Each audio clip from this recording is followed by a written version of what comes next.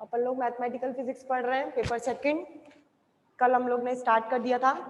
सबसे पहले अपन लोग ने पढ़ा था कर्विलीनियर कोऑर्डिनेट सिस्टम। कर्विलीनियर कोऑर्डिनेट सिस्टम क्या होता है? कर्विलीनियर कोऑर्डिनेट सिस्टम क्या होता है कल डिफाइन किए थे। उसके कोऑर्डिनेट्स क्या क्या थे? U V W. Cartesian coordinate system होता है, उसके एक्स वाई जेड, और कर्विलीनियर कोऑर्डिनेट सिस्टम के कोऑर्डिनेट्स थे X U V W. Cartesian coordinates की डायरेक्शन रहती हैं I cap, J cap, K cap. Then curvilinear coordinate system के लिए डायरेक्शन जो ली थी वो ली थी हमने E1 cap, E2 cap, E3 cap. और डायरेक्शन कैसे निकाली थी ये आपको मैंने बता दिया था। ये कर्व था, इसकी डायरेक्शन निकालनी थी तो हमने क्या करा था, इस पर टेंजेंट डाले थे, इस पर टेंजेंट ड्रॉ किया, इस कर्व पर टेंजेंट ड्रॉ किया। ये U था, ये V था, ये W था। इनकी डायरेक्शन निकालने के लिए आपको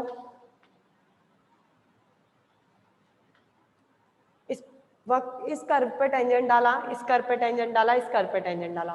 U के लिए जो डायरेक्शन ली थी वो ली थी E1 कैप, V के लिए ली थी E2 कैप, और W के लिए ली थी हमने E3 कैप। ये तीनों डायरेक्शन थी कर्विलीनियर कोऑर्डिनेट सिस्टम की।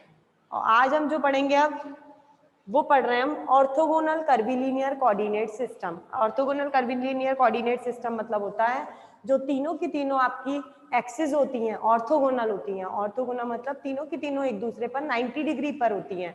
ऑर्थोगोनल मिट्टी मतलब होता है 90 डिग्री। वो तीनों जो आपकी एक्सिस हैं यू वी एंड डब्ल्यू, वो तीनों एक दूसरे पे क्या है, परपेंडिकुलर है, 90 डिग्री पर है। कल हमने आर्टिकल स्टार्ट कर दिया था ऑर्थोगोनल कर्विलीनियर कोऑर्डिनेट सिस्टम।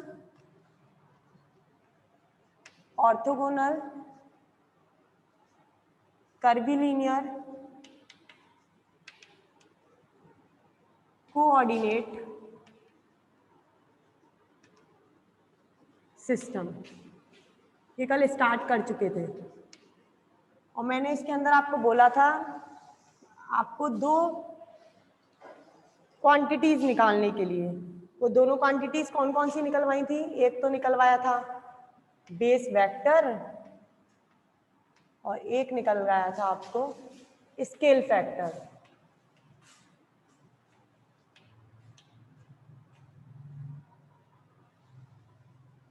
ये दोनों निकलवाए थे। बेस वेक्टर जो निकलवाया था उसको रिप्रेजेंट किया था अपन लोगों ने B1 वेक्टर, B2 वेक्टर और B3 वेक्टर। ये कल निकाले थे अपन ने और ये कहलाते थे आपके बेस वेक्टर, जिनकी वैल्यूज थी आपकी, ये वेक्टर क्वांटिटी है तो आपको इसको वेक्टर क्वांटिटी के अंदर आपका मैग्नीट्यूड भी होता है और डायरेक्शन भी होती है। जब B1 वेक्टर निकाल रहे हो तो आपने डायरेक्शन ली थी पहले के लिए E1 कैप, इसके लिए ली थी E2 कैप और इसके लिए ली थी आपने E3 कैप।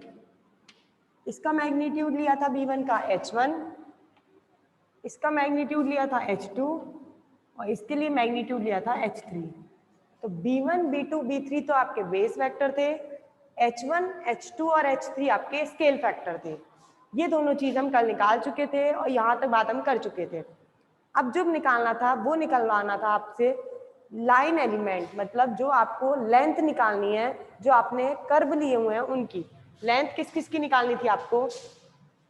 ये कल कर्व लिए थे U V W।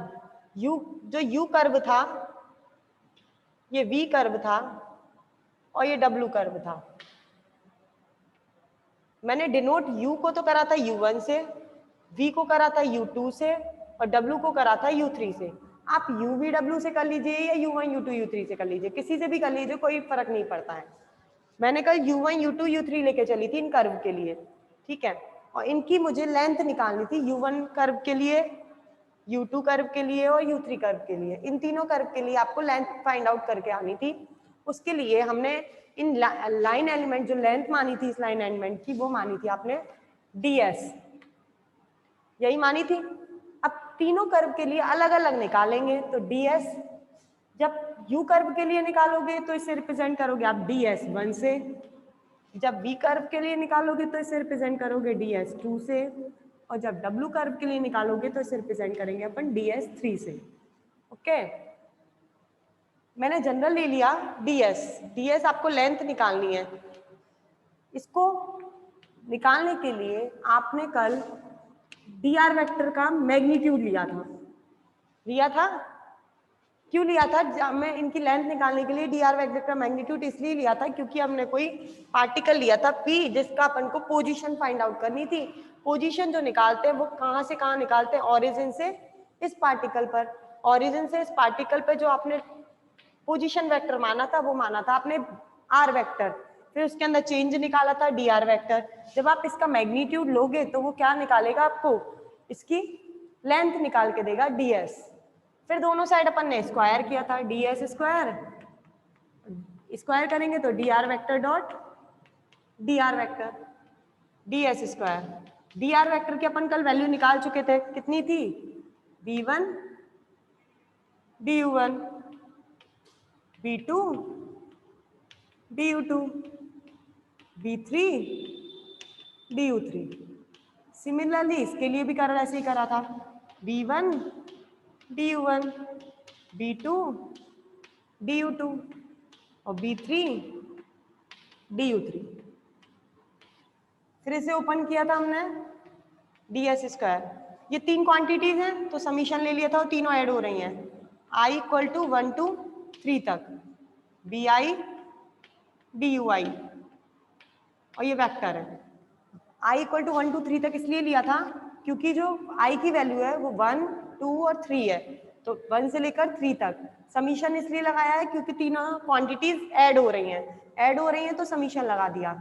और यहाँ b और du है तो b i ले लिया और du i ले लिया। i की वैल्यू 1 जब पुट करेंगे तो b1 du1 आ जाएगा, समीशन लग रहा है तो प्लस लग जाएगा। i बराबर 2 पर b2 du2 आ जाएगा, समीशन लग रहा है ऐड हो जाएगा। i बराबर 3 पर b3 du3 आ जाएगा, समीशन लग रहा है तो ऐड हो जाएगा। सिमिलरली आपने इसमें लिया था, यहाँ पर j इक्वल टू 1 2 3 लिया था, इसमें bj और duj लिया था, ये क्वांटिटीज ली थी। इसमें भी i j इक्वल टू 1 2 3 पर ये तीनों क्वांटिटीज आ जाएंगी। ds square equals to summation i बराबर 1 2 3 j बराबर 1 2 3, तो i comma j equals to limit चलेगी 1 से 3 तक, bi bj dui और duj। यहाँ ये चीज हम निकाल चुके थे कल। अब हमें करना है इसको, क्वेश्चन नंबर जो भी आई थी आपकी, थर्ड फोर्थ जो भी आई थी आप वो डाल दीजिएगा। मुझे थर्ड याद है इसलिए मैंने थर्ड डाल दिया। अब मैंने करवाया था कि आपका जो कोऑर्डिनेट सिस्टम है वो कैसा कोऑर्डिनेट सिस्टम है? ऑर्थोगोनल है। अगर ऑर्थोगोनल है तो इसके बीच में जो एंगल बनने वाला है वो बनने वाला है 90 डिग्री, क्योंकि जब कोई ऑर्थोगोनल होता है तो एंगल क्या रहता है इनका? 90 डिग्री रहता है। एंगल 90 डिग्री है। Orthogonal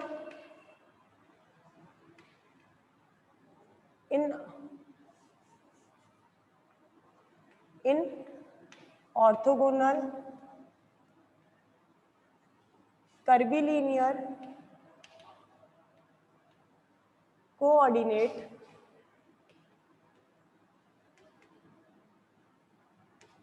system. Orthogonal curvilinear coordinate system में हमने दो कंडीशन करी थी, if i is not equal to j and if i equal to j। Orthogonal है तो इसका मतलब है ये पता है कि ये 90 डिग्री होगा, i इक्वल टू j के बराबर नहीं है। मैं इसकी वैल्यू निकालती हूँ bi dot bj, bi vector dot bj vector. Dot product जो होता है वो से आप ओपन करते हैं cos थीटा में, bi bj cos थीटा, और ये जो सिस्टम है वो ऑर्थोगोनल है तो bi bj cos 90, और cos 90 की वैल्यू क्या हो जाएगी आपकी? 0, और 0 होते ही ये फंक्शन किसके बराबर आएगा? 0 का बराबर। इसका मतलब जब आपके i और j के वैल्यू सेम नहीं होते हैं तो इनका जो डॉट प्रोडक्ट आता है वो किसके बराबर आता है? 0 के बराबर। दूसरी कंडीशन, अगर दोनों बराबर हों तो bi डॉट bj दोनों बराबर होते हैं, तब देखिए क्या होता है, bi vector dot bj vector. bi vector की हम वैल्यू निकाल चुके हैं, क्या था? मैग्नीट्यूड विद डायरेक्शन, B1 था तो H1 E1 कैप, तो BI है तो HI EI cap, HJ I और J बराबर है तो BI डॉट BJ है तो I को भी रिप्लेस J से कर रही हूँ, यहाँ भी I लिख रही हूँ क्योंकि दोनों क्या है बराबर, तो HI EI कैप, HI और HI square EI cap dot EI cap, EI cap और EI कैप, जैसे I cap dot I cap क्या हो जाता है 1, ऐसे EI cap dot EI cap क्या हो जाएगा 1, बचेगा क्या HI स्क्वायर। तो BI डॉट BJ जब I इक्वल टू J होते हैं तो इनकी वैल्यू किसके बराबर निकलती है आपकी HI स्क्वायर। स्क्रीनशॉट ले लीजिए।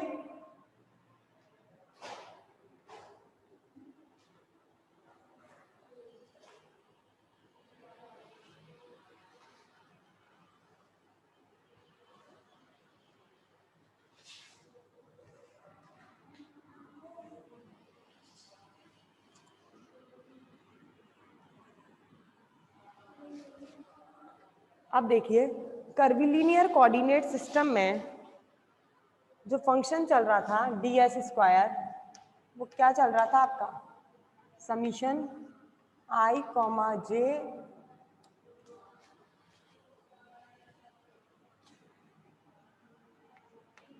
1 to 3 BI dot BJ DUI DUJ, ये फंक्शन आपका चल रहा था BI BJ DUI DUJ।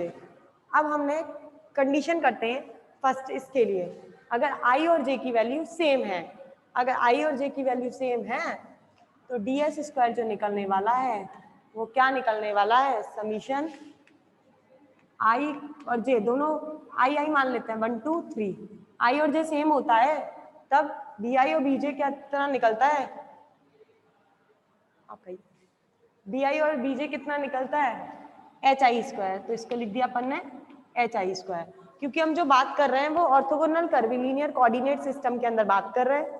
और अगर ऑर्थोगोनल के अंदर बात कर रहे हैं तो हमें पता है अगर I और J बराबर नहीं होता है तो फंक्शन 0 ही हो जाएगा, तो इसको लिखने का मतलब ही नहीं है।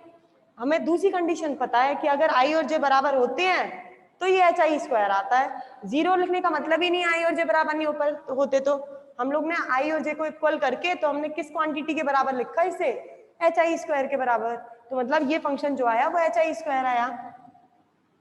तो ये जो DUI और DUJ है वो भी क्या आ जाएगा DUI, DUJ को भी रिप्लेस किससे करेंगे DUI से, तो मतलब HI square DUI DUI I अब DS square equals to I की वैल्यू 1 से 3 तक चल रही है तो इसमें रख देते हैं 1 से 3 तक।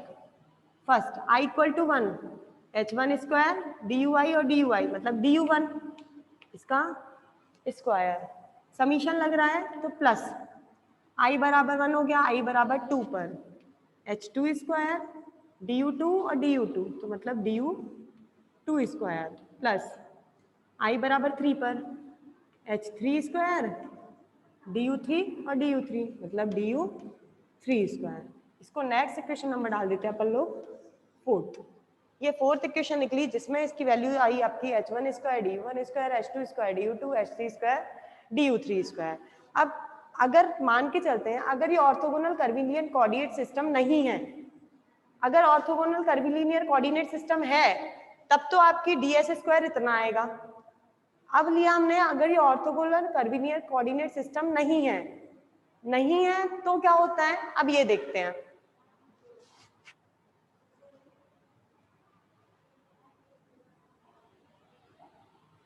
If it is not a orthogonal curvilinear coordinate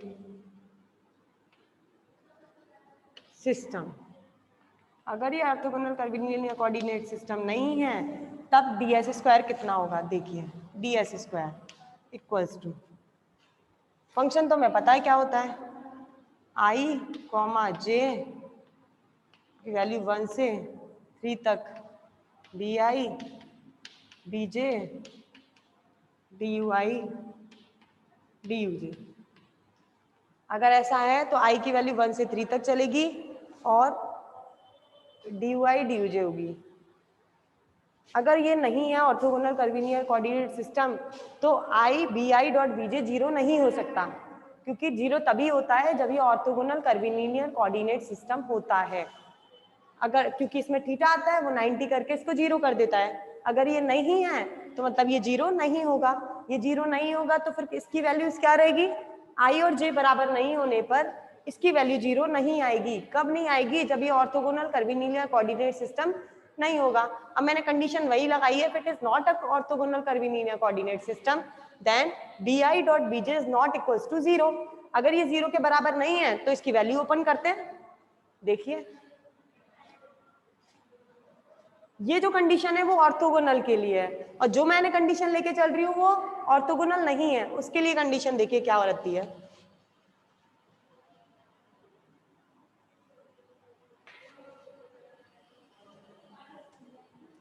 D S square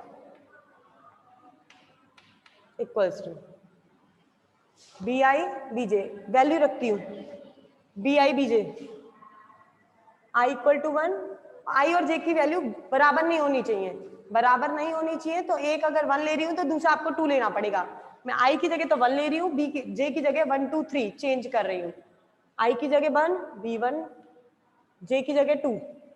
पहले दोनों की जगह 1 1 लेते हैं, फिर 2 2 1 2 1 3 पूरे के पूरे 9 कंपोनेंट्स निकालते हैं। If both are same b1 dot b1 du1 du1 I equal to 1 j equal to 1 I equal to 1 j equal to 2 du1 du2 I equal to 1 j equal to 3 du1 du3। अब i बराबर equals to 1 था, j equal to 1 2 3 ले लिया। अब i equals to 2 लेंगे और j equal to 1 2 3 लेंगे। आइए i equal to 2 j equal to 1, i equal to 2 और j इक्वल टू 1, तो du2 du1 i equal to 2 और j इक्वल्स टू 2 du2 और du2 plus i equal to 2 j equal to 3 du2 और du3 plus अब i equal to 3 और j equal to 1 2 3। i equal to 3 लीजिए b3 b1 du3 du1 i equal to 3 j equal to 2 i equal to 3 j equals to 2 du3 du2 plus i equals to 3 j equals to 3 i equals to 3 और j equals to 3 du3 du3। कितने components निकले? 9 1 2 3 4 5 6 7 8 9 total जो निकले हैं आपके वो 9 components निकले। कब निकले? अगर ये ऑर्थोगोनल कर्वीलिनियर कोऑर्डिनेट सिस्टम नहीं है तब आपके जो टोटल कंपोनेंट्स निकलते हैं वो निकलते हैं आपके 9 components. D S square equals to, general लिख रही हूँ 9 कंपोनेंट्स को, summation i comma j equal to 1 2 3। ये 9 है, b1 b1 b1 b2 b1 b3 b2 b1 b2 b2 b2 b3, ये पूरे 9 है। इस इन जो bi bi b1 b2 इन सबको मान रही हूँ मैं एक जनरल gij। ये किसको माना है gij? b1 b1 b1 b2 b1 b3 b2 b1, इनको जो आपके बेस वेक्टर है उनको मैंने जनरल लिख दिया gij, और बाकी जो बचा उसको लिख दीजिए। क्या बचा है? du1 du1 मतलब dui और duj। ये gij है, इसे बोलते हैं हम वेयर gij, इसको बोलते हैं हम मैट्रिक कोएफिशिएंट, मैट्रिक कोएफिशिएंट। इसको मैट्रिक कोएफिशिएंट क्यों बोला जाता है? क्योंकि जो मैट्रिक होती है मैथ्स में, आप पहले स्क्रीनशॉट ले लीजिए एक बार।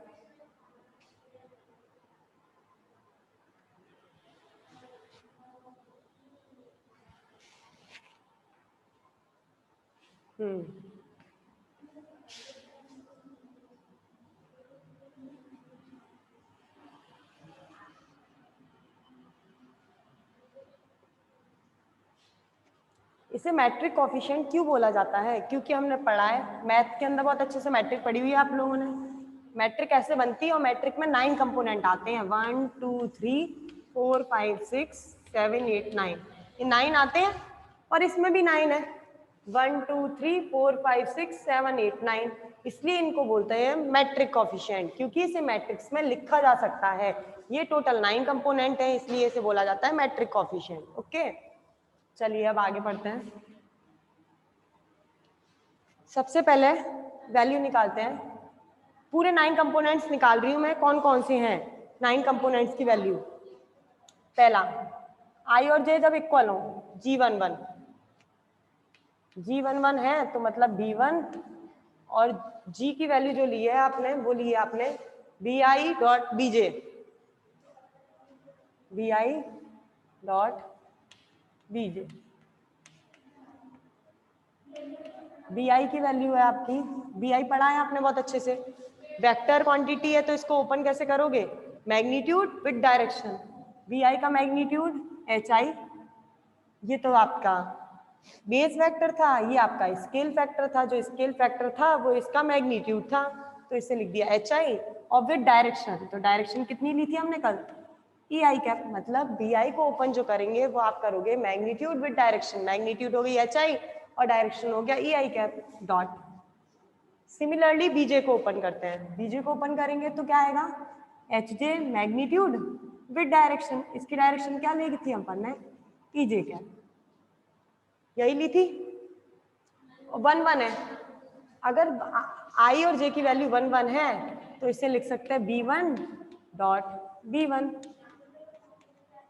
G11 निकालने के लिए B1 डॉट B1, ये तो GIG के लिए लिखा मैंने जनरल, अब ये B1 के लिए, तो ये हो जाएगा I की जगह B1 और J की भी जगह B1, H1 स्क्वायर और E1 cap dot E1 cap. हमने पढ़ा है I cap dot I cap किसके बराबर होता है, 1 के बराबर, तो E1 cap dot E1 cap किसके बराबर होगा, 1 के बराबर। अगर ये 1 हो गया तो वैल्यू कितनी निकली आपकी G11 की, H1 स्क्वायर। मतलब G11 जो निकलता है वो कितना निकलता है, H1 स्क्वायर। अब निकालते हैं G12, BI BJ मतलब B1 B2। B1 को ओपन करिए, magnitude with direction, same B2 को ओपन करिए, H2 with direction E2 cap, H1 H2 E1 cap dot E2 cap. E1 cap मतलब I कैप, E2 कैप मतलब J cap. I cap dot J cap की value क्या हो जाती है, 0। अगर ये 0 है तो ये पूरी क्वांटिटी किसके बराबर आएगी, 0 के बराबर। अब निकालना है आपको G13, G13 होता है आपका B1 डॉट B3, B1 की वैल्यू होती है H1 E1 cap, H3 E3 cap, H1 H3 E1 cap E3 cap.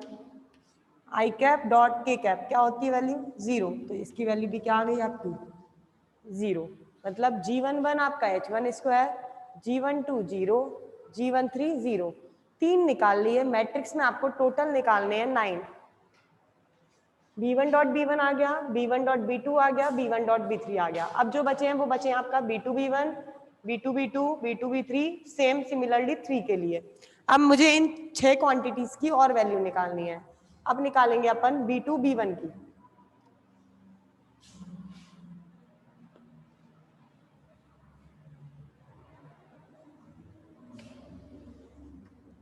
G11, G12, G13। अब निकालेंगे G21। G21 क्या होगा? B2 डॉट B1, B2 को ओपन करेंगे H2 E2 cap, H1 E1 cap, फिर E1 कैप E2 कैप दोबारा क्या हो जाएगा? 0। तो इसका मतलब G21 भी क्या आने वाला है? 0। G23 क्या आने वाला है? 0। G31 क्या आने वाला है? 0। G32 क्या आने वाला है? 0। ये चारों क्वांटिटीज क्या आने वाली है आपकी? 0। सिमिलरली करके लिखिएगा। सिमिलरली ये सारी क्वांटिटीज आपकी आने वाली है 0। अब जो बची वो निकालती हूँ मैं। G22, G22 को ओपन करोगे B2 डॉट B2, B2 की value H2 E2 cap, B2 की value H2 E2 cap. Ma'am चौक दीजिए।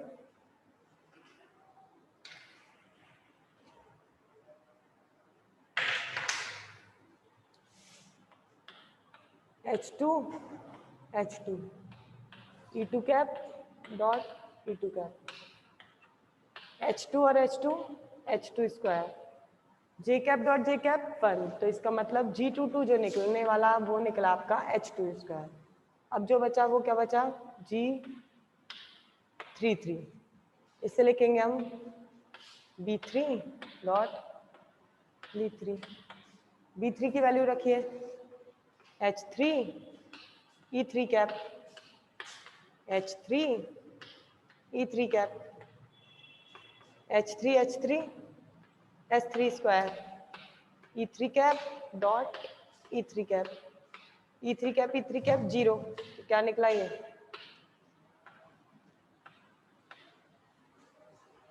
G33 निकला है आपका H3 स्क्वायर। स्क्रीनशॉट लीजिए।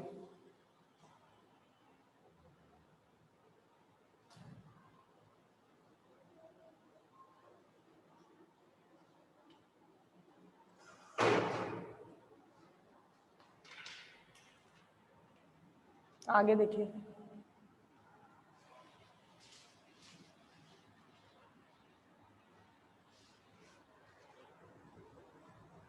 अब मैंने पूरे 9 कंपोनेंट्स निकाल दिए हैं मैट्रिक्स के, और हमने जो इक्वेशन ली थी वो क्या ली थी? ds square equals to summation I equals to j equals to 1 to 3 Gij dy duj। ds square equals to Gij 1 से 3 तक चलाना है आपको। सबसे पहले G11 की वैल्यू du1 स्क्वायर, G12 रखेंगे तो 0, G23 रखेंगे 0। अब दूसरा आएगा G22 du2 square, G33 du3 square.